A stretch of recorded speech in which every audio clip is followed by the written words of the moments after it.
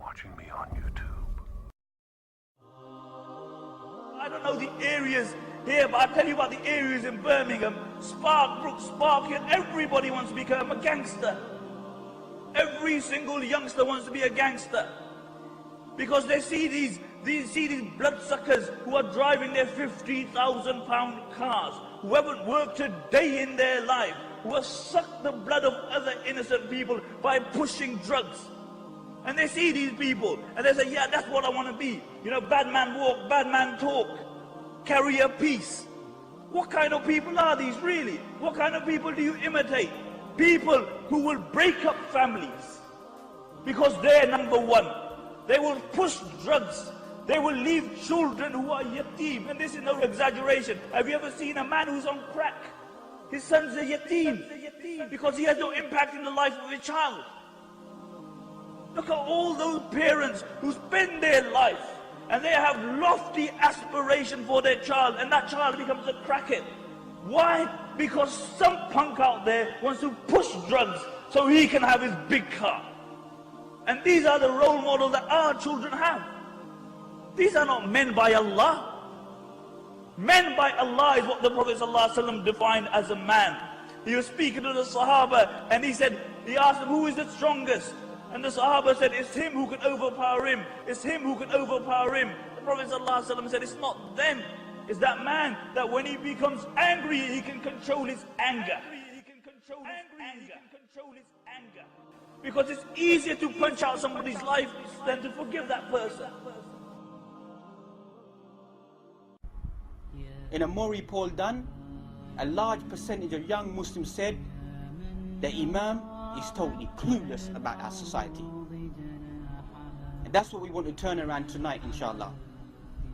That there's some Imams, we're not clueless, we're on the road just like you're on the road. But our way on the road is different from the road you're upon.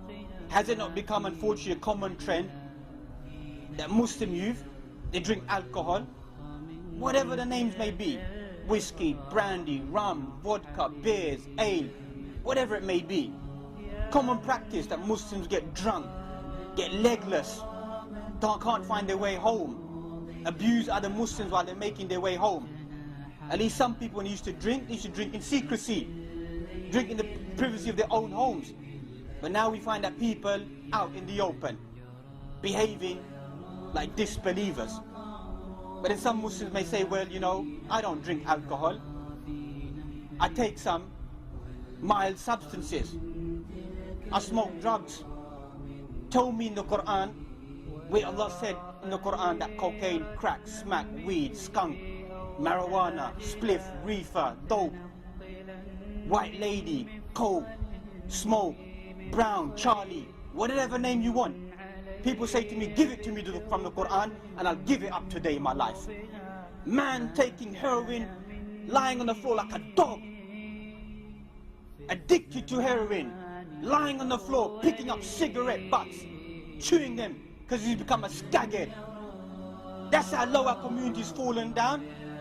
When you see your own brothers falling on the floor, picking up small cigarette butts, begging from another Muslim to go get another wrap to inject themselves. A man wants to drive by in his flash car and think, yeah, I'm a big boy. When some people are serving these substances, there's a code of behavior. Never serve it up to another Muslim. Never ever in your life. Go down a long way.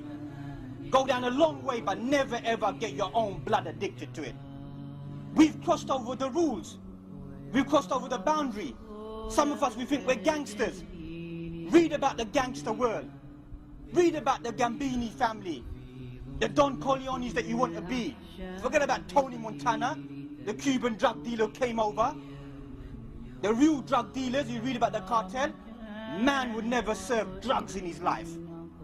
Read the history of the gangland warfare. No real Italian mafia ever served drugs in their life. Any man caught trafficking drugs, then he was gunned down by the mafia. That's the ethics you will know about the gangland mafia. That's the reality. But obviously we turn and look at people like the Scarface. Muslim boys walking about with a picture of Scarface with a zoot in his mouth. Go and read the history of Scarface. Who was Scarface? Even read the history how he got the name Scarface. Some people say he got battered so much they called him Scarface, he hated the name. So he ended up dealing with a man. None of the historians are right. He said something about next man's woman. Man turned around, scarred him up in his face, he can remember it for the rest of his life. He looks in the mirror. You said these evil statements. But what was the end of this?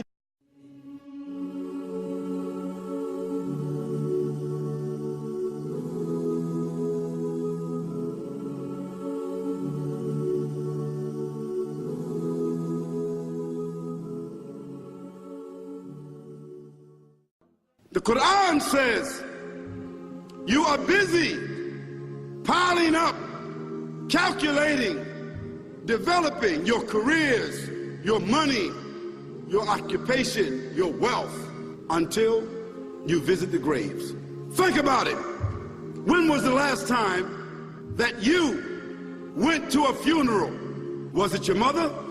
Was it your father? Was it your grandfather? Was it your uncle? Was it your cousin? Was it your friend? Was it your wife? Was it your husband? The last time that you visited the grave, when you went to a funeral and you saw that person whom you loved that was laughing, crying, live, boasting, wealthy, educated, denying, arrogant, whatever they were. What was the demeanor? Were the people cracking jokes? Were they dancing? Were they clapping and singing songs? No. Silence. Why? Because every person that walked in that room, seeing that person stretched out, the first thing they thought about was that one day, this will be me. So Allah said, all of us, all of you are engaged in running your mouths, doing your business, multiplying, buying houses, cars, business, whatever you're doing. And when you're told about God, religion, life, morality, you're saying, look, I ain't got no time for that. I don't want to hear that. I don't even believe in God. See how arrogant people can be until they visit the funeral house. And you say to yourself, is that it? I mean, 50, 60 years, scraping, struggling, scheming, lying, stealing, fornicating, jumping up and down, begging, working, and this is the end of it?